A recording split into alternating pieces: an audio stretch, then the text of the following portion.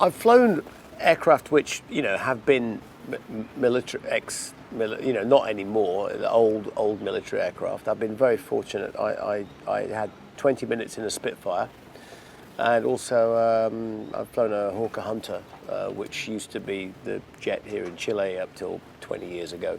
So old military aircraft, not new ones. Yeah. If you have to choose one pilot, just one, who inspired you to be where you want to be, what's your favorite one? The guy who inspired? When I was a kid, there were a whole bunch of test pilots, and they were English guys, so nobody's ever heard of them. But there was two. There was one guy called Peter Twiss, who broke the world speed record in the Fairy Delta 2, I think it was. Went to Mach 2 and then a bit. And the other one was Neville Duke, who was a wartime fighter pilot, but then a test pilot afterwards. And there's a fantastic picture of him flying a Hawker Hunter going straight down, and I think just breaking the sound barrier in a Hunter, I think he did. So, yeah, they sort of inspired me, I suppose, a bit when I was a kid. Okay, which is the next step with Bruce Dickinson, the next frontier to cross? You have something in your mind? Something new? You have the beer, the plane, a new business maybe? No, I'm just trying to make the ones I've got work.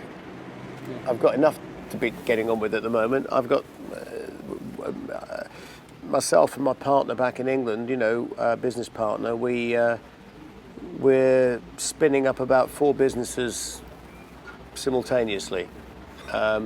So all of them. Stressed with that? No. Sounds very hard, Well, it is, but I mean, that you can't get. I mean, you can't get too stressed about it all the time. You can get stressed about it some of the time, but there's no point in being stressed unnecessarily. You have a little bit of stress, and you go, right, there it is. There's a problem. So you have your moment of stress, and there's a problem. Okay. So now you don't have to stress anymore because you've had your bit of stress with that problem. The problem's still there, but it's not gonna help going all the time. Has Chile a special feeling for you? Because here, especially here in Chile, you're a very, very lovely boy. The people love you. Mm-hmm. Always wearing the shirt from Iron Maiden. Yeah. Yeah. What it means for you, Chile? Well, Chile's very cool. Obviously, years and years ago, we had the problem with some sort of weird church people over here, and I think that we became a kind of a symbol for people. Yeah. That the country was back to normal, as it were. It was just a regular place to be. I think that's probably one of the reasons why. It's always been special here. Okay.